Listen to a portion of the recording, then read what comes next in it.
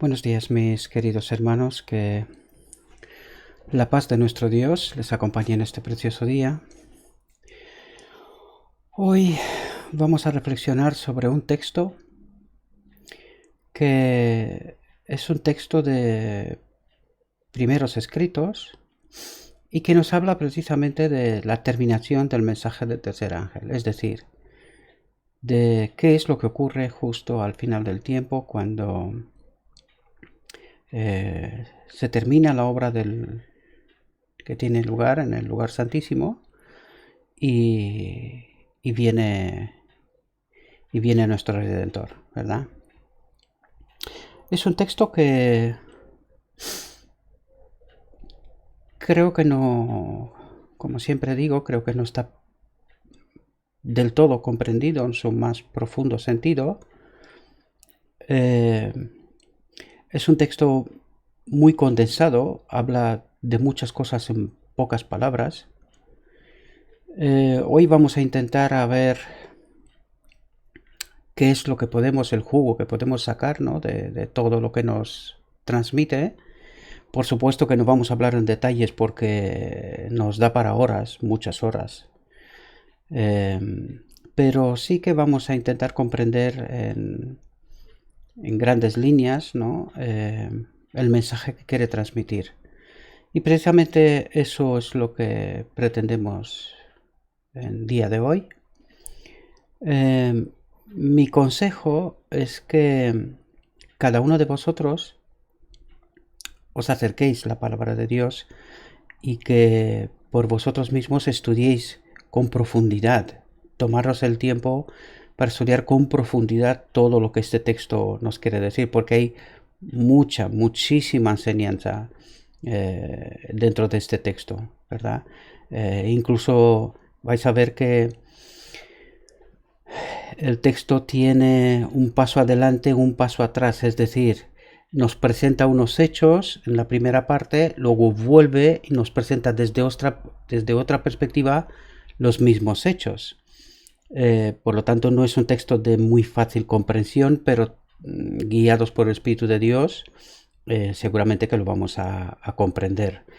Intentaré hacerlo todo lo breve que pueda, pero también pretendo que entendamos, ¿no? que el texto lo que quiere transmitirnos, ¿verdad? Vamos a ver qué es lo que nos quiere decir nuestro Dios hoy.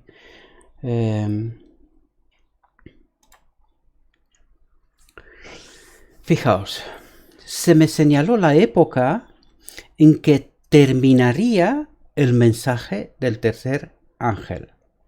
Recordad que este mensaje fue el mensaje que rechazamos en principio, ¿verdad? Y que no entendimos. Y vamos a ver en el texto también que nos resalta también este hecho, ¿verdad? Pero, decía en alguna reflexión anterior, aquí hay un texto que nos puede ayudar el mecanismo, el cómo trabaja Dios para resolver el problema del pecado con este remanente final. Bueno, el problema del pecado en términos generales, ¿no? Pero con este remanente final, el que está en vida, ¿verdad? Justo al final del tiempo. Porque este es el problema que menos hemos entendido, ¿verdad?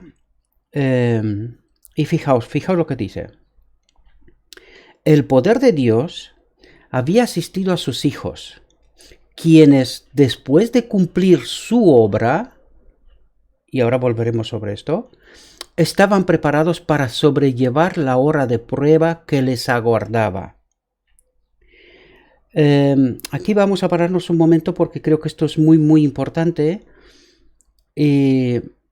Nos revela cómo, o sea, el mecanismo, lo digo el mecanismo porque me resulta más fácil de expresarme de esta manera, ¿no? Es decir, cómo Dios resuelve o pretende resolver el pecado en este remanente final, el que está en vida, ¿verdad? Y fijaos lo que dice. El poder de Dios había asistido a sus hijos. Es decir, tenemos la presencia del Espíritu Santo, ¿verdad? Eso es lo que está diciendo, que el poder de Dios, es decir, el Espíritu Santo, había asistido a sus hijos. Pero fijaos aquí, dice, quienes después de cumplir su obra, ¿qué obra? ¿De qué obra nos está hablando? Vamos a sentar el contexto. Dice, estaban preparados para sobrellevar la hora de prueba que les aguarda. Es decir, es una obra de preparación personal, ¿verdad? Es una obra con nosotros mismos, ¿verdad? Que se tiene que llevar a cabo. Y de hecho tiene todo el sentido del mundo. Si nosotros tenemos que ser los que tenemos que llevar este mensaje del tercer ángel al mundo, lo primero tenemos que asimilarlo nosotros, entenderlo nosotros, tiene que ocurrir con nosotros algo para que luego podamos llevar este mensaje al mundo. ¿Entendemos? O sea, tiene toda la lógica del mundo este hecho, lo que nos está diciendo. Por lo tanto, esta obra tiene que pasar primero con nosotros, es decir, una obra de preparación con nosotros. Nosotros dijimos que hay una obra de purificación del templo, que el templo somos nosotros, ¿verdad? Donde habita el Espíritu Santo, donde habitará el Espíritu Santo. Ahora lo vamos a ver, ¿verdad? Por lo tanto, vuelvo a leer el texto, sé que es molesto, pero necesitamos comprender qué es lo que realmente pretende decirnos, ¿verdad? ¿Qué mensaje transmite? Y dice, el poder de Dios había asistido a sus hijos, el Espíritu Santo nos asistió, quienes después de cumplir su obra, es decir, nosotros tenemos que cumplir una obra. Y nosotros hablamos sobre este asunto. No sé si recordáis, hace dos exposiciones, dos reflexiones para atrás, nos encontramos con este texto, fijaos. Dice, la expulsión del pecado es obra del alma misma. Es decir, esta es una obra que tenemos que hacerla nosotros, ¿verdad? Es una obra que tenemos que hacerla nosotros. Pues aquí, ese texto viene a decirnos precisamente eso. Dice, el poder de Dios nos había asistido a los hijos de Dios, quienes después de cumplir su obra, ¿qué obra? La de purificación del templo, ¿verdad? Estaban preparados para sobrellevar la hora de prueba que les aguardaba.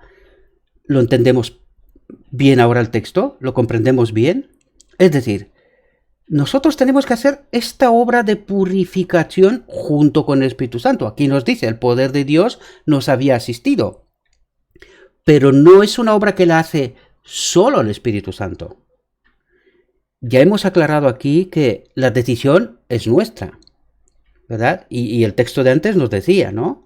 Esta obra de la expulsión del pecado es una obra del alma misma, es decir, es una obra nuestra. ¿Por qué? Pues porque sin nuestra decisión no ocurre nada, ¿verdad? Y el poder de Dios nos asistió en esta obra, ¿verdad? Y apenas después de que esta obra ocurre, en realidad, una vez que esta obra ocurre, el Espíritu Santo se posesiona de nuestro corazón. Lo hablamos en la exposición anterior, ¿verdad? Entonces dice, a partir de ese momento estaban preparados para sobrellevar la hora de prueba que les aguardaba, es decir, el tiempo de angustia, ¿verdad? Habían recibido la lluvia tardía o refrigerio de la presencia del Señor.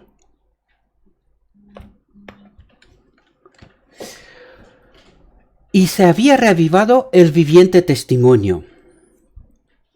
Perdonad porque el teléfono me desconcentra, ¿verdad? Estaban preparados para sobrellevar la hora de prueba que les aguardaba. Habían recibido la lluvia tardía. Es decir, la lluvia tardía es que el Espíritu Santo vuelve en su templo, ¿verdad? Se posesiona de nuestro corazón. Hemos leído y hemos estudiado este asunto también en otros textos y aquí lo volveremos a ver una vez más porque os lo he dicho que nos presenta, en ese texto nos da un paso para adelante, pero luego en la siguiente diapositiva vais a ver que da un paso atrás y vuelve a presentar de nuevo desde otra perspectiva este asunto, ¿verdad? Entonces dice, habían recibido la lluvia tardía o refrigerio de la presencia del Señor y aquí otra vez atentos. Y se había reavivado el viviente testimonio. ¿Cuál es el viviente testimonio? porque dice, se había reavivado. O sea, hay un testimonio que está dormido, que está allí en suspense, ¿no? Como olvidado, ¿verdad? Hay un testimonio, tenemos un testimonio de tal dimensión. ¿Cuál podría ser ese testimonio? El mensaje de 1888 puede ser. Claro, porque el mensaje de 1888, recordad, lo dijimos en otras reflexiones, el mensaje de 1888 venía precisamente para explicarnos, ayudarnos a entender qué es lo que ocurre en el lugar santísimo en el día de la expiación. Claro, nosotros rechazamos este mensaje, por lo tanto este mensaje se ha quedado como dormido, suspendido, o sea, ¿verdad? Se ha quedado allí. Pero aquí ahora dice, y se había reavivado el viviente testimonio. Es decir, ese testimonio, que es absolutamente necesario, pues se reaviva, ¿verdad? Y de hecho, yo creo que es precisamente lo que estamos haciendo aquí, ¿verdad? Porque todo lo que estamos presentando es resultado del mensaje de 1888, entendido en la actualidad, ¿verdad? El Espíritu Santo nos ayuda a comprender qué es lo que querría decirnos en aquellos instantes, y eso es lo que estamos tratando precisamente en todas esas reflexiones de entender.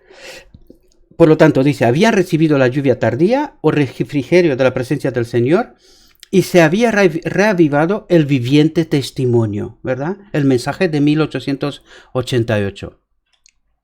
Por todas partes había cumplido la postrera gran amonestación. Es decir, este mensaje empieza a ser dado al mundo, ¿verdad? Y fijaos lo que dice. Por todas partes había cundido la postrera gran amonestación, agitando y enfureciendo a los moradores de la tierra que no habían querido recibir el mensaje.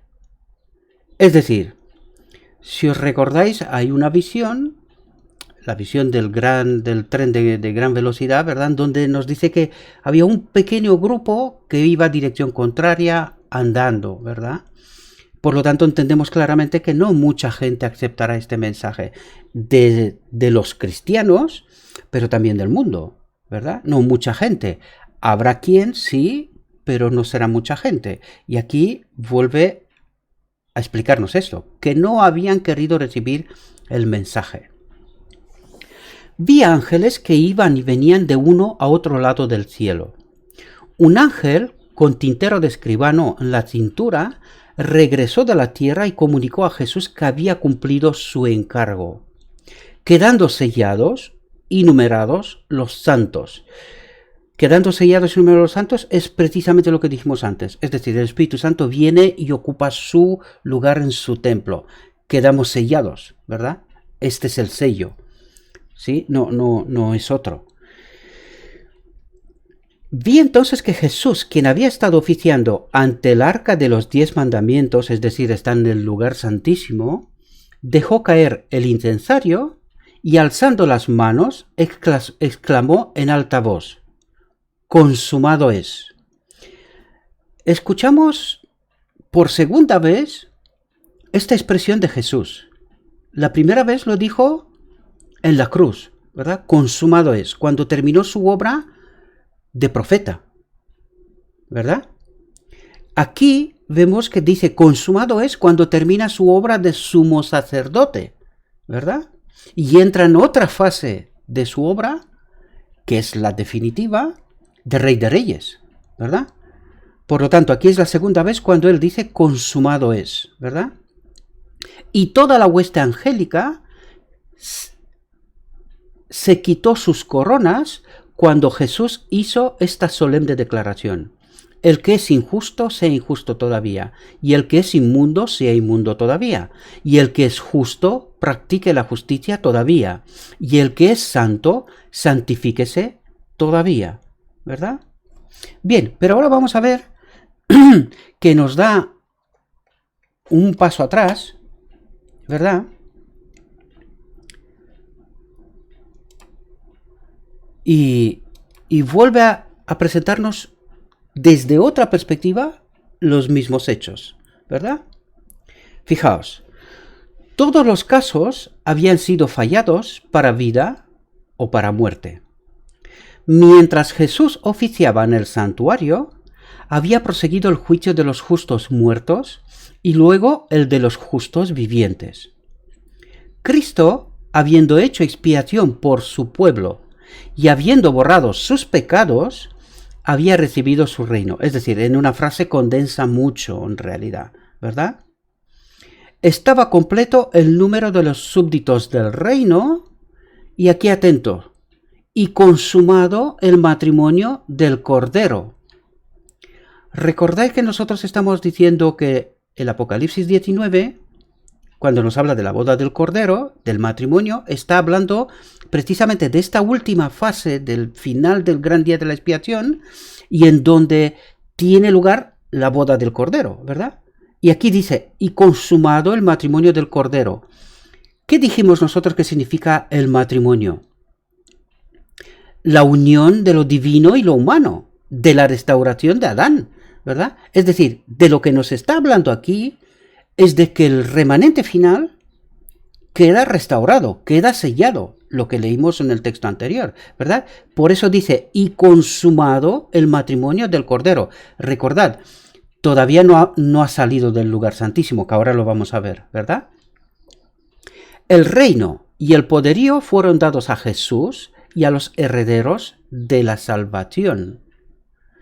Y Jesús iba a reinar como rey de reyes y señor de señores. Es decir, ya nos habla de la siguiente fase en la que va a entrar, ¿verdad? Y fijaos, apenas ahora sale del lugar santísimo, ¿verdad? Es decir, la boda tiene lugar antes, la unión de lo divino y lo humano, que es justo al final del día de la expiación, que es lo que dijimos hasta ahora en casi todas las reflexiones, ¿verdad? Pero ahora es cuando sale del lugar santísimo. Fijaos, al salir Jesús del lugar santísimo, oí el tintineo de las campanillas de su túnica. Una tenebrosa nube cubrió entonces a los habitantes de la tierra. Es decir, cuando sale Jesús del lugar santísimo, una nube tenebrosa, maligna, quiere decir, cubre entonces a los habitantes de la tierra. Y ahora vamos a entender qué es lo que nos quiere decir. Ya no había mediador entre el hombre culpable y un Dios ofendido. Mientras Jesús estuvo interpuesto entre Dios y el pecador, tuvo la gente un freno. Este texto tiene mucha miga, o sea, vamos a intentar explicarlo, ¿verdad? Pero por eso os he pedido que os acerquéis y reflexionéis vosotros por vosotros mismos, no os quedéis con mi reflexión solamente, ¿verdad? Dice, mientras Jesús estuvo interpuesto entre Dios y el pecador, tuvo la gente un freno. Ahora lo entendemos de qué es lo que nos quiere decir. Pero cuando dejó de estar entre el hombre y el Padre, desapareció el freno. Y fijaos aquí lo que está diciendo. Y Satanás tuvo completo dominio sobre los finalmente impenitentes. Vamos a ver si entendemos esto.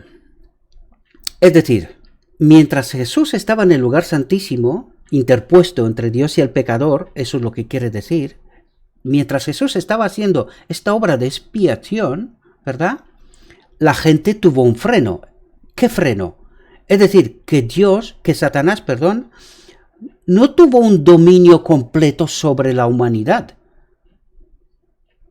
O sea, nosotros sabemos ahora mismo que él tiene el dominio sobre la humanidad, pero no el dominio completo. Eso es lo que nos quiere transmitir. Es decir, tuvo un freno. Es decir, él no tenía dominio sobre nuestra mente completo, ¿verdad? Sino solamente si nosotros elegimos colocarnos bajo su influencia. ¿Cómo? Desobedeciendo a Dios, ¿verdad? No colocarnos bajo la influencia del Espíritu Santo. Estas líneas son muy sutiles, por eso os he dicho que este texto no es fácil, requiere mucha explicación. Voy a intentar hacerlo breve, pero reflexionad más profundo sobre él, ¿verdad? Porque no es tan fácil, aquí hay muchas cosas que decir en realidad. Entonces dice, mientras Jesús estaba haciendo la obra de expiación, la gente tuvo un freno, es decir, el Satanás no tuvo una influencia completa sobre nosotros. ¿Por qué? Pues para que nosotros podamos elegir libremente. ¿Lo entendemos? Pero cuando dejó de estar entre el hombre y el Padre, es decir, cuando la obra de expiación se acabó, ya no había mediador, dice, desapareció el freno. Y ahora nos explica qué es lo que ocurre cuando el freno ya no está. Es decir, cuando Dios le permite a Satanás que haga con los impenitentes, ¿verdad? No con los santos, están sellados, ya no le puede hacer nada a ellos. A los santos, al remanente final, ya no puede hacerle nada. Aunque él lo intentará, ¿verdad? Pero no puede tocarlos. Pero fijaos lo que ocurre con los impenitentes. Dice, y Satanás tuvo completo dominio sobre los finalmente impenitentes. Es decir, ellos ya estaban bajo el completo dominio de Satanás y a partir de ese momento, vais a ver, se vuelven unos contra otros. Es decir, en esta obra del final del tiempo, nosotros dijimos que Dios no tiene, en realidad no tiene influencia, nuestro Dios no mata, sino que será Satanás el que hará todos estos males al final del tiempo, ¿verdad? Y como último, la presencia de Dios, pues la gloria de Dios, pues hará que los pecadores, los impenitentes, desaparezcan, ¿verdad? Pero esto no significa que los mata Dios, sino que debido a su decisión de separarse de Dios, en la presencia de Dios, pues desaparecen. Porque el pecado y Dios en el mismo sitio, esto no puede existir, ¿verdad? Fijaos, era imposible que fuesen derramadas las plagas mientras Jesús oficiase en el santuario. Es decir, nos va explicando un poquito lo que dijimos antes, ¿sí? Pero al terminar su obra allí y cesar su intercesión, nada detiene ya la ira de Dios que cae furiosamente sobre la desamparada cabeza del culpable pecador. Y aunque la formulación de la frase parece ser que es Dios el que hace las cosas, en realidad no es Dios. Y aquí yo incluso estuve pensando, digo, ¿estará hablando de Satanás como el Dios de esa tierra? No lo creo, ¿verdad? No, pero creo que es la forma de cómo formula las cosas que parece ser que es Dios el que da el castigo, pero que en realidad no es así, ¿sí? Así hay muchos textos en la Biblia también que es muy fácil interpretarlo de una manera sencilla, ¿no? Y decir, no, es Dios el que hace estas cosas, pero que en realidad no es así. Con un estudio profundo podemos darnos cuenta que no es así. Este no es precisamente el tema que quiero tocar en este momento, simplemente doy unas pequeñas pinceladas, ¿verdad? Pero al terminar su obra y cesar su intercesión, nada detiene ya la ira de Dios que cae furiosamente sobre la desamparada cabeza del culpable pecador. Y atentos aquí, que descuidó la salvación y aborreció las reprensiones. Esto nos lo vuelve a explicar después un poco más a detalle, ¿verdad? Un poco más, ¿verdad? En aquel terrible momento, después de cesar la mediación de Jesús, a los santos les toca vivir sin intercesor en presencia del Dios Santo. Es decir, los santos están sellados. El Espíritu Santo ya está en su templo. Es decir, vive en ellos. Son intocables. Y lo vamos a ver más adelante en el texto. O sea, Satanás no les puede hacer nada a ellos. Y de hecho, ellos son un testigo vivo de que el Espíritu de Dios está con ellos, está en ellos, ¿verdad? Había sido decidido todo caso y numerada cada joya. Cuando dice esto se refiere a nosotros, a los santos, al remanente final, ¿verdad? Detúvose un momento Jesús en el departamento exterior del santuario celestial y los pecados confesados mientras él estuvo en el lugar santísimo fueron asignados a Satanás, originador del pecado, quien debía sufrir su castigo. Esto lo sabemos porque en lo que estaba pasando en el día de la expiación en el lugar santísimo, ¿verdad? Pues cuando el sumo sacerdote salía, colocaba el pecado sobre el macho cabrío que estaba llevado al desierto, que es llevado al desierto, ¿verdad? Pues eso es lo que nos está diciendo aquí, que toda esta obra de expiación, todos estos pecados, cuidado porque está diciendo y los pecados confesados mientras él estuvo en lugar santísimo. Es decir, esta obra que los hijos de Dios, leímos en el texto anterior, ¿verdad? Han hecho con la ayuda y el poder del Espíritu Santo, ¿verdad? Pues todos esos pecados, estos confesados, los otros no, ¿sí? Quedan sobre el pecador. Pero los pecados confesados están llevados sobre Satanás, que es el originador, ¿no? ¿Verdad? El culpable en realidad, ¿verdad? Quien debía sufrir su castigo. Entonces vi que Jesús se despojaba de sus vestiduras sacerdotales y se revestía de sus más regias galas. Llevaba en la cabeza muchas coronas, una corona dentro de otra. Rodeado de la hueste angélica, dejó el cielo. Las plagas estaban cayendo sobre los moradores de la tierra. Algunos acusaban a Dios y le maldecían.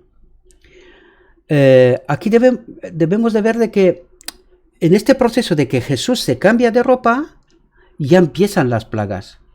¿Os dais cuenta? Por lo tanto, no es Jesús el que trae las plagas, sino que Satanás, por completo dominio, que tiene completo dominio, y los malvados que se llevan unos contra otros, pues Satanás está intentando matar a todo ser viviente. En realidad es eso lo que está ocurriendo, ¿verdad? Y fijaos aquí qué es lo que pasa con los santos. Fijaos, dice, otros acudían presurosos al pueblo de Dios en súplica de que les enseñase cómo escapar a los juicios divinos. Es decir, el mundo ya se da cuenta de quiénes son los hijos de Dios, ¿verdad? ¿Quién es el pueblo de Dios?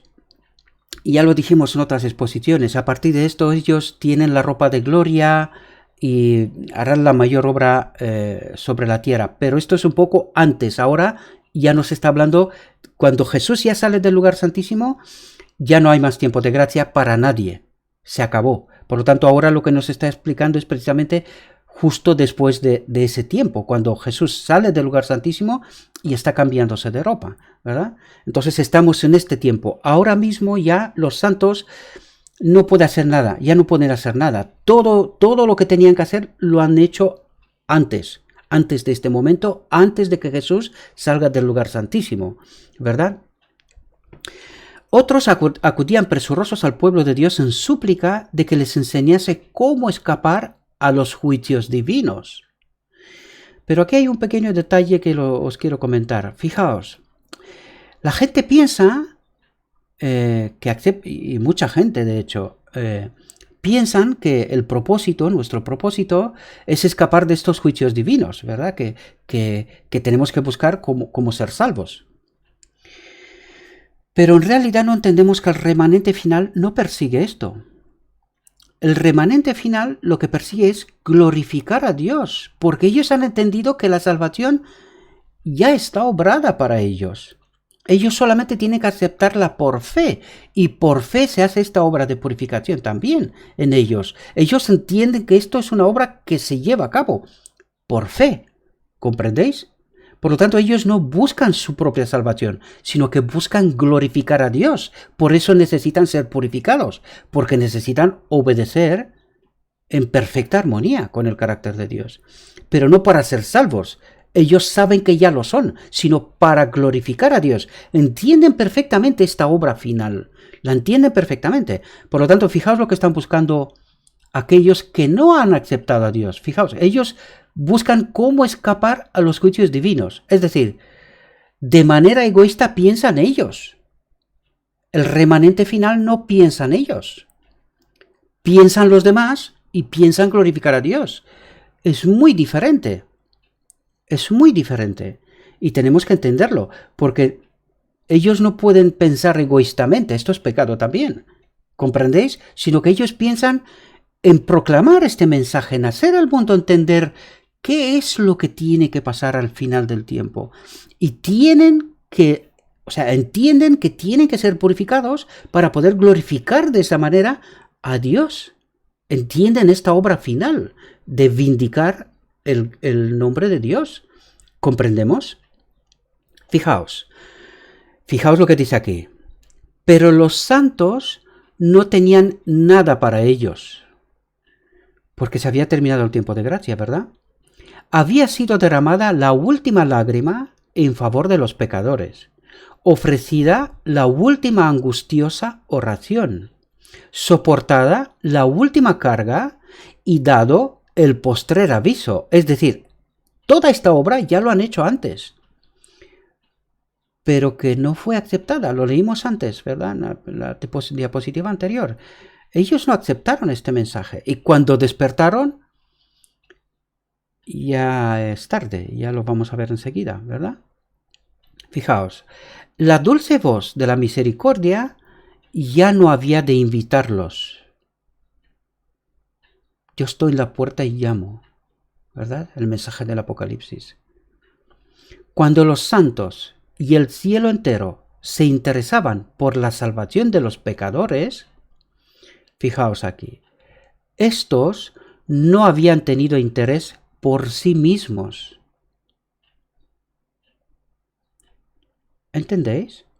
Se les ofreció escoger entre la vida y la muerte. Muchos deseaban la vida, pero no se esforzaron por obtenerla. Es decir, este dichoso mensaje de que Dios hará todo y nosotros no hay ninguna pelea que pelear, no hay nada que hacer, ¿verdad? ¿Os dais cuenta que es un falso mensaje? Lo astuto que es Satanás, ¿verdad? Como nos está colocando una especie de salvación sencilla, que nosotros simplemente tenemos que tirar para adelante y no hay problema, somos salvos. Esto es un engaño, mis queridos hermanos, y lo vamos a ver porque todavía no hemos acabado, ¿sí? Muchos deseaban la vida, pero no se esforzaron por obtenerla. No escogieron la vida. Y ya no había sangre expiatoria para purificar a los culpables, ni salvador compasivo que abogase por ellos. Es decir, que sea como representante, ¿verdad? Pero no sustituto. O sea, mediación o mediador o abogado no es sustituto, es representante, que es diferente y la obra es diferente. Y tenemos que entenderla, mis queridos hermanos. Ni salvador compasivo que abogase por ellos y exclamase, perdona al pecador durante algún tiempo todavía. Se acabó, ya no hay más tiempo de gracia. Todo el cielo se había unido a Jesús al oír las terribles palabras. Hecho está, consumado es. El plan de salvación estaba cumplido, pero pocos habían querido aceptarlo. Ay, mis queridos hermanos. Y al callar la dulce voz de la misericordia, fijaos lo que pasa con ellos. Fijaos lo que ocurre lo que significa cuando estamos separados de Dios y bajo dominio completo de Satanás. Ahora nos está diciendo, fijaos, dice, pero pocos habían querido aceptarlo. Y al callar la dulce voz de la misericordia, el miedo y el horror invadieron a los malvados. ¿Entendéis? Cuando ya no hay mediador, cuando Satanás tiene dominio completo sobre los malvados, el miedo y el horror invadieron a los malvados. ¿Y qué es lo que harán? Se matarán entre ellos, queridos hermanos. Si Dios no nos protege, moriremos. O sea, esa es la ley de la muerte, de la separación de Dios. Eso es lo que ocurre. Con terrible claridad, oyeron estas palabras. Demasiado tarde. Demasiado tarde. Mis queridos hermanos, oro para que despertemos, para que no tengamos esta experiencia. Mucha gente piensa que estar en la iglesia, y lo vamos a ver todavía en este texto, como he dicho, no se ha acabado. Mucha gente piensa que por estar en la iglesia están bajo protección, que están protegidos, que están salvos. Queridos, hay una obra que hacer. Hay que purificar el templo, hay que glorificar a Dios. Si no entendemos bien este mensaje del tercer ángel, no estamos protegidos. Y no es porque lo digo yo, os vuelvo a invitar una vez más, por favor, entiendan muy bien lo que está pasando al final del tiempo. No es broma, no es broma. Quienes habían menospreciado la palabra de Dios, ¿qué dice? Leyendo así entre palabras, ¿verdad? Dice, quienes habían menospreciado la palabra de Dios, menospreciado quiere decir que no le era desconocida, ¿verdad? Sino que la conocían. Entonces, ¿esta gente serán cristianos o no serán? ¿Qué pensáis? Esta gente es gente de la iglesia, queridos, pero que no se han acercado a la palabra de Dios, la han menospreciado, ¿verdad? Aceptando un mensaje de tranquilidad, de paz, de que no te preocupes, eres salvo, tú has aceptado a Cristo y ya está, ¿verdad? Pues de eso nos está hablando, mis queridos hermanos. Quienes habían menospreciado la palabra de Dios, corrían azorrados de un lado a otro, errantes de mar a mar y de norte a oriente, en busca de la palabra del Señor. Dijo el ángel, no la hallarán. Hay hambre en la tierra. Y fijaos aquí un pequeño detalle. Dice, no hambre de pan, ni sed de agua. Es decir, que pan y agua habrá.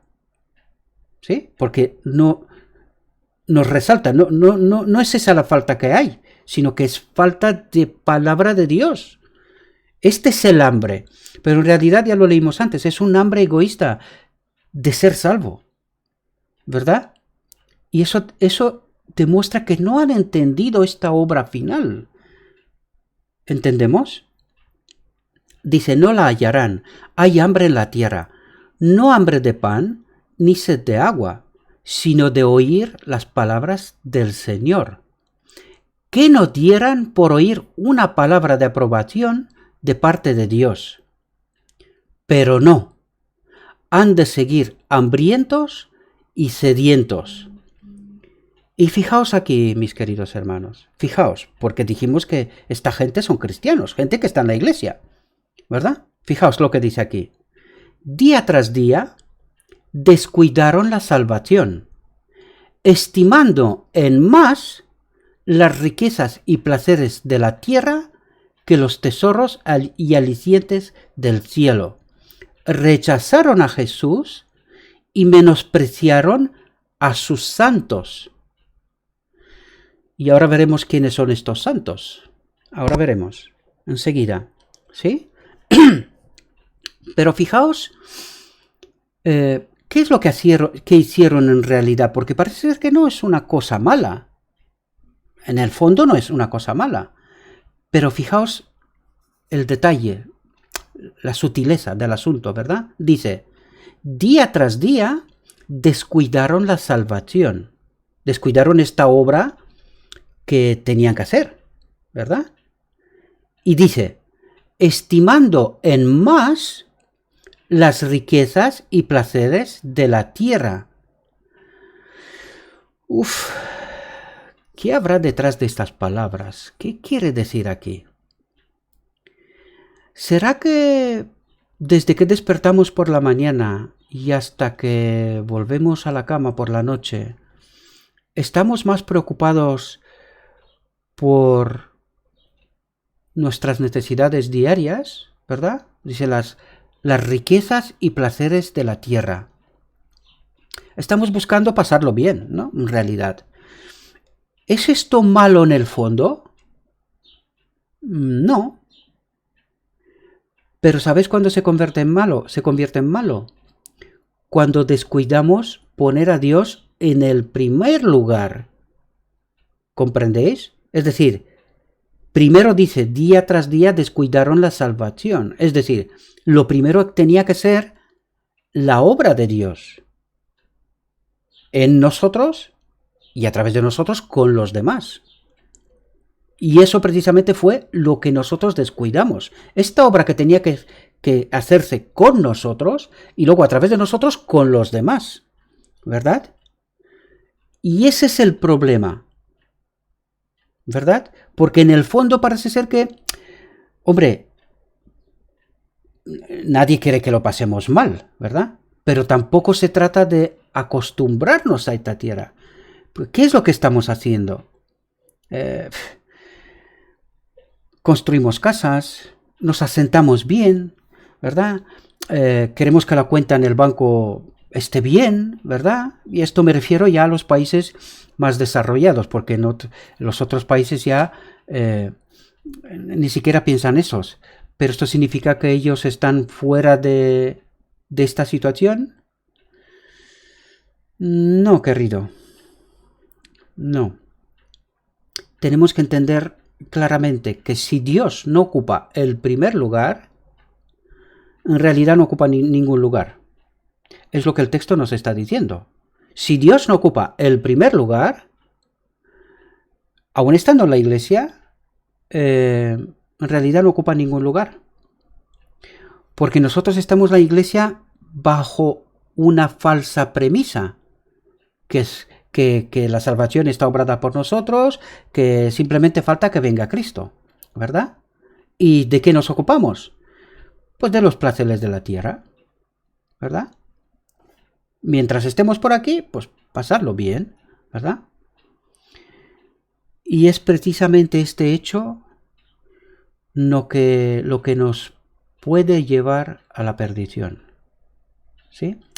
Una vez más, les invito a que cada uno de vosotros hagáis vuestra propia reflexión y que desde vuestra situación reflexionéis sobre lo que nos está diciendo aquí y ver cuáles son los placeres que yo busco antes de buscar a Dios, ¿verdad? Y cuál es, una vez que entiendo la verdad, cuál es mi aportación para con los demás. ¿Comprendemos? Porque no olvidéis, nosotros fuimos levantados para dar un mensaje al mundo. Y para eso es necesaria una preparación. Primero con uno mismo, entender cuál es ese mensaje, vivir este mensaje primero, porque no puedes predicar lo que no vives, ¿verdad? Puedes hacerlo, pero esto es hipocresía, ¿no? Y luego dar este mensaje al mundo. Y esa es nuestra obra principal. Después vienen ya otras cosas, la familia y otros asuntos. Pero Dios tiene que ser siempre, siempre, siempre el primero. ¿Entendemos? Y fijaos cómo tratan a aquellos que descuidaron esta obra. Dice, rechazaron a Jesús y menospreciaron a sus santos. Ahora hablaremos del tema de los santos porque el texto los engloba, ¿verdad? Pero ¿cómo entiende Dios esta despreocupación? Como un rechazo a Jesús, ¿verdad? Nos lo dice el texto, ¿verdad? Los sucios permanecerán sucios para siempre, ¿sí? Fijaos, dice, todavía estamos con los creyentes, ¿verdad? Porque a Dios lo que les importa es aquellos que le aceptan. Los que no lo aceptan, pues ya lo tienen claro. Dios y ellos, ¿verdad? Pero aquí se ocupa de aquellos que están bajo una falsa premisa, ¿verdad? Que ellos son salvos y que no hay problema, ¿verdad? Han aceptado a Cristo y que están bien. Fijaos lo que dice. Muchos de los impíos se refiere al grupo que acabamos de verlo, ¿verdad? De hablar sobre ellos, ¿no? Muchos de los impíos se enfurecieron grandemente al sufrir los efectos de las plagas. ¿Por qué se enfurecieron? Claro, porque daban por hecho que están en la iglesia, que están bien, y de repente ven que las plagas les afecta a ellos y dicen, ¿pero qué pasa aquí? ¿Entendéis? Eso es lo que nos quiere transmitir el texto. Fijaos, dice, ofrecían un espectáculo de terrible agonía. ¿Os dais cuenta, mis queridos hermanos, que mucha gente cuando se despertará y se dará cuenta que ha sido engañada, Fijaos lo que dice, ofrecían un espectáculo de terrible agonía. Uf. Me cuesta hasta pensarlo, mis queridos hermanos. Me cuesta hasta pensarlo. Fijaos lo que dice. Los padres recriminaban amargamente a sus hijos y los hijos a sus padres, los hermanos a sus hermanas y las hermanas a sus hermanos. Por todas partes se oían llantos y gritos como estos. Atentos. Tú me impediste recibir la verdad que me hubiera salvado de esta terrible hora. ¿Entendéis, queridos? Está hablando de gente que supuestamente ha aceptado a Cristo. De esta gente estamos hablando aquí, no de otra gente. Tú me impediste recibir la verdad que me hubiera salvado de esta terrible hora. Y ahora vamos a entender de por qué dirían esto estando en la iglesia. Ahora lo vamos a ver. La gente se volvía contra sus ministros con acerbo odio y los reconvenía diciendo: vosotros no nos advertisteis. Nos dijisteis que el mundo entero se iba a convertir y clamasteis paz, paz, para disipar nuestros temores. Y aquí me paro un momento, mis queridos hermanos, porque aquí estoy hablando de experiencia personal, queridos. Esto lo he escuchado yo. Para que los hermanos en la iglesia no se agiten, que no le pase algo, ¿verdad? Que no haya agitación y que la gente empiece a preguntar y tal. La gente, no, tranquilo, paz. No, esta gente, que ahora hablamos de esta gente, ¿verdad? Esta gente, pues, son peculiares, herejes, predican falsa doctrina y cosas por el estilo, ¿verdad?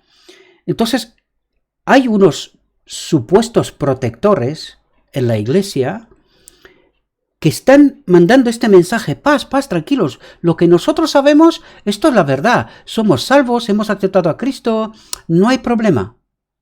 Este es el mensaje, esto lo he escuchado yo, ¿vale? Pero estoy seguro que esto está pasando en todas partes. ¿Por qué? Hay que entender muy bien cuál es el espíritu que está detrás. ¿Comprendéis? El Espíritu de Dios no te puede decir paz, paz cuando estamos en pleno conflicto universal. Cristo mismo dijo: he venido a traer la guerra, no la paz. Por lo tanto, ¿qué espíritu es ese que te está diciendo paz, paz cuando estás en plena guerra? Imagínate que eres un soldado en campo de lucha y el general viene y te dice: no, vosotros tranquilos, que aquí no pasa nada, mientras caen las bombas una detrás de otra. ¿Qué general es ese? ¿Lo entendéis? Por lo tanto, el Espíritu de Dios no te puede decir paz, ni te puede decir tranquilo, mientras estamos en plena guerra. ¿Comprendemos? Por eso os digo vez tras vez, por favor, reflexionad. No querréis llegar a este momento en una condición que no os conviene y que no nos conviene, ¿verdad? Me incluyo aquí porque no quiero que haya ningún tipo de interpretaciones que no conviene tener, ¿verdad? Por lo tanto, por eso os digo vez tras vez, por favor, estudiad, reflexionad, entended muy bien qué obra tenemos que hacer, qué es lo que tiene que pasar en el día de la expiación, y no confiad en este mensaje falso de paz y tranquilidad, porque estamos en pleno conflicto, queridos, en pleno conflicto. Nos dijisteis que el mundo entero se iba a convertir y clamasteis paz, paz, para disipar nuestros temores. Nada nos enseñasteis acerca de esta hora. Nada nos enseñasteis acerca de esta hora. ¿Qué quiere decir? No nos habéis hablado del conflicto en el que estamos, ¿verdad? Nos dijisteis paz, tranquilidad, no os preocupéis, estáis en la iglesia, sois salvos. Nada nos enseñasteis acerca de esta hora. Por favor, mirad, ¿cuáles son las reflexiones que predican nuestros pastores? ¿De qué están hablando? ¿De qué están predicando? ¿Qué historias y qué cuentos están contando al pueblo de Dios cuando estamos a segundos de que el conflicto acabe? Nada nos enseñasteis acerca de esta hora. Y fijaos ahora los santos de que hablábamos antes, ¿verdad? Este remanente pequeño final que va a contracorriente y que nadie nos entiende y que los maestros de Israel dicen que estos son herejes, ¿verdad? Y a los que nos precavían contra ella, los tildabais de fanáticos y malignos que querrían arruinarnos. ¿Entendéis, mis queridos hermanos? Pero cuando lees entre palabras, ¿quiénes son estos que son parte de este pequeño grupo? ¿Qué tipo de gente son? Fijaos, dice, y a los que nos precavían contra ellos, es decir, gente que alzaban la voz y decían, cuidado, cuidado, ¿verdad? Cuidado con el mensaje que recibís, cuidado con no entender la obra que se tiene que hacer, cuidado. Es decir, esta gente levantaban la voz y dice, y los maestros de Israel, dice, los tildabais de fanáticos y malignos que querrían arruinarnos. Es decir, esta gente es marginalizada, excluida, en fin, apartada de alguna manera. Por lo tanto, esta gente no está en realidad entre los que están bien vistos, en sitios bien colocados. No creo que nos está hablando de esto el texto, ¿verdad? No quiero establecer yo principios y doctrinas, no. Pero os invito a que vosotros mismos reflexionéis, ¿verdad? Os invito a que reflexionéis y pensad, ¿quiénes son esta gente en realidad? Habrá falsos maestros también y falsos mensajeros, por supuesto que sí. Precisamente por eso os digo, queridos hermanos, estudiad la palabra, entenderla por vosotros mismos. No puede ser que el Espíritu, que yo creo que me guíe a mí y me ayuda a entender estos mensajes, sea otro espíritu en vuestro caso, ¿verdad? Este mensaje debemos de entenderlo todos, al menos este pequeño grupo lo tiene claro. ¿Comprendéis? Por eso, vez tras vez, mis queridos, os invito a reflexionar. Lo primero, estudiad y no confiad en nadie, en nadie. Cuando digo nadie, es nadie. Lo único que se puede confiar es la palabra de Dios, en lo escrito está. Esta es la única confianza y plena confianza que podemos y debemos de tener en ningún hombre. Pero para eso es necesario estudiar uno por sí mismo. Ahora, lo he dicho en otras ocasiones y lo vuelvo a decir. Cuando nos escuchamos, yo también escucho a otras personas, ¿verdad? Porque necesitamos entender distintas perspectivas, distintas maneras de entender lo escrito está, ¿verdad? Lo he dicho en otras ocasiones también, nadie tiene toda la verdad.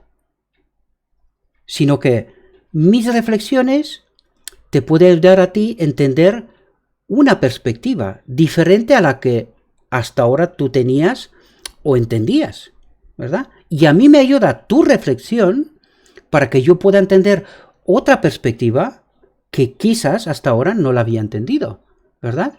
Y que entre todos, ¿verdad? De eso hablaba Pablo, que está bien que haya discusiones entre nosotros, porque de esta manera llegamos a un denominador común, es decir, a un solo entendimiento. No puede haber más, ¿no? Si lo que está escrito, hay que entender esta perspectiva de la cual se escribió lo que se escribió. ¿Entendéis? Por eso, primero, tenemos que estudiar por nosotros mismos y luego dar este mensaje al mundo, ¿verdad? Y esa es mi invitación.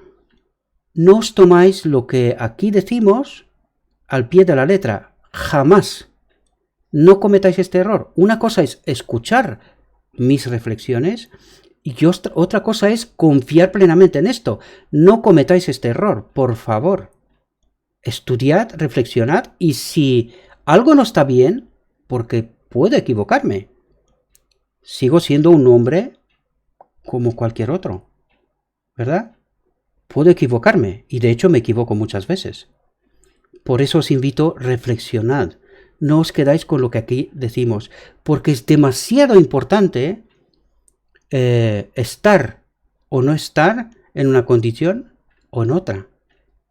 Y yo deseo que todos seamos entre los salvos, entre los que están este remanente final, ¿verdad?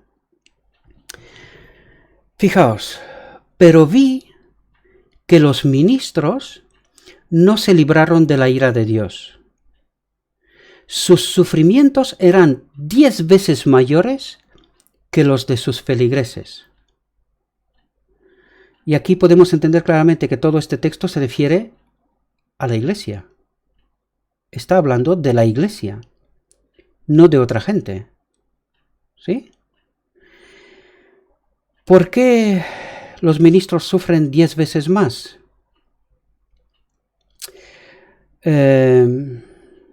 Habría mucho que hablar sobre esto, de verdad, y casi prefiero que seáis vosotros que pensáis, ¿verdad? Pero está claro que cada hombre está intentando defender lo suyo. Y a veces eso de ser, o sea, esa vida de ministro a veces está malentendida, ¿verdad? Y uno se acomoda y recibe ciertos beneficios que no quiere perder. Y aunque entienda la verdad, lo que aquí estamos diciendo, aunque la entienda, no le es muy fácil tratar ciertos temas. Por eso decía antes, muchas veces están predicando unas cosas que es que, al menos desde mi perspectiva, perdonadme, no quiero ser malo, ¿no? Pero desde mi perspectiva es totalmente incomprensible. No lo entiendo. Estamos a segundos de que la historia de este mundo se termine y nosotros estamos contando historias. Estamos contando historias. Por eso os lo digo, mis queridos hermanos, cada uno de nosotros tenemos que estudiar, tomarnos esta libertad, ¿verdad? Porque a veces somos presos de nuestros propios prejuicios y de lo que nos alimentan de por ahí y nos dice ciertas cosas. Y me incluyo a mí mismo, lo he dicho, no me excluyo.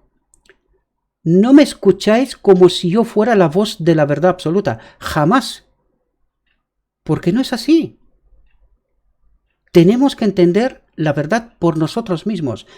Cristo nos va a pedir cuenta de lo que yo he entendido de lo que Él me dijo. No de lo que me han contado. No, de lo que yo he entendido de lo que Él me dijo en lo escrito está. De eso me va a pedir cuenta. Porque de los ministros ya se encarga Él. Ya lo vemos aquí en el texto. Ellos sufrirán 10 veces, pero eso no me calienta con nada. De verdad, eso... Si estás perdido, ¿de qué te sirve? ¿Me entendéis? Bueno, espero, mis queridos hermanos, que esta reflexión os haya ayudado.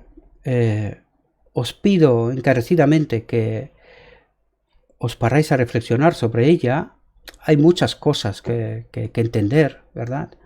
Es muy profunda la reflexión y habría que estudiar todavía más cosas para poder entender con mayor profundidad todo lo que aquí nos quiere transmitir con este texto, ¿verdad? Pero le pido a Dios que nos mande su Espíritu Santo, para que nos ilumine, que nos capacite, queridos hermanos, porque mucha gente está en la iglesia y Dios preocupada, recibe un mensaje que no es el mensaje correcto. ¿Entendéis? Y no quiero, no deseo, ni para mí ni para nadie más, nadie. Cuando digo nadie, englobo a todos, maestros de Israel, a todo el mundo, porque todos somos engañados. Es verdad, porque nosotros entendemos o tomamos decisiones que no son muy acertadas, pero todos somos engañados, ¿verdad? Ahora la idea es, ¿persistimos en el engaño o tomamos otro tipo de decisiones? ¿Verdad? Por lo tanto, espero que todos seamos capaces de comprender este mensaje y que una vez que entendemos la obra que tiene que tener lugar con y en nosotros, seamos capaces también, yo sé que es un acto de valentía, ¿verdad? Otro día alguien me mandaba un mensaje y me decía que me expreso mal, y yo os pido perdón, de verdad. Yo soy rumano de origen, entonces está claro que mi gramática no es correcta, mi forma de expresar no es la de una persona que habla el español, ¿verdad? Es nativa. Lo siento mucho, pero tuve que elegir entre ¿qué hago con este mensaje que he recibido? Porque me expreso mal, ¿me lo guardo? ¿Sí? Y le contestaba a esta persona que, entre otras cosas, también me decía, ¿no?, que tengo que estudiar más, y claro, porque este mensaje es un mensaje peculiar, es lógico, es normal que sea así.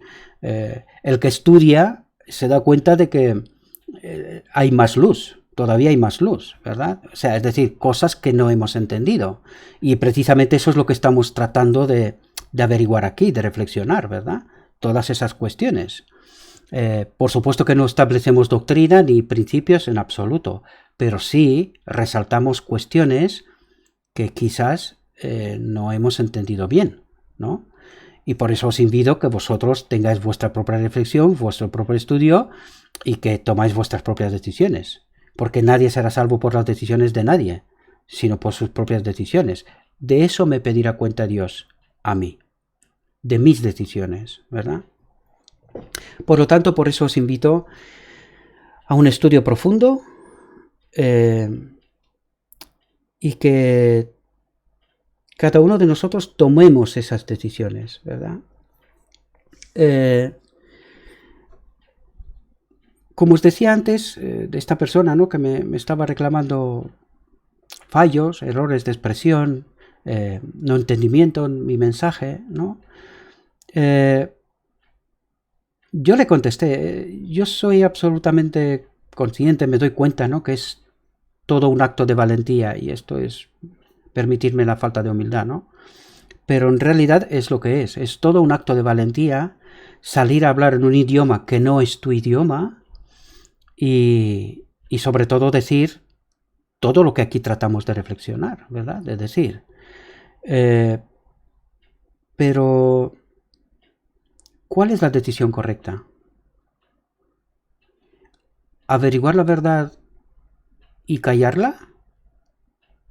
Recordad, lo hemos dicho y hay textos, hemos tratado algunas reflexiones aquí, que no podemos guardarnos la verdad para nosotros. ¿Por qué? Pues por la sencilla razón que si entendemos que somos el remanente final tiene un mensaje para el mundo. Por lo tanto, no puedes averiguar la verdad y callártela, porque te puedes perder la salvación. ¿Lo entendéis? Es decir, nosotros rechazamos a Jesús con una acción así, porque en realidad he sido escogido para dar un mensaje al mundo. Y esa es nuestra misión. Cada uno lo hará a su manera, ¿verdad? A mí me resultó esta. ¿No creéis que no me han cuestionado mis amigos, mis hermanos, incluso en mi propia casa? En muchas ocasiones he estado hablando con mi esposa, ¿no? Y hablando sobre estos asuntos. Pero aunque el camino es espinoso, es dificultoso, ¿verdad? Es difícil. Hay que recorrerlo. Hay que recorrerlo. Solo hay dos caminos.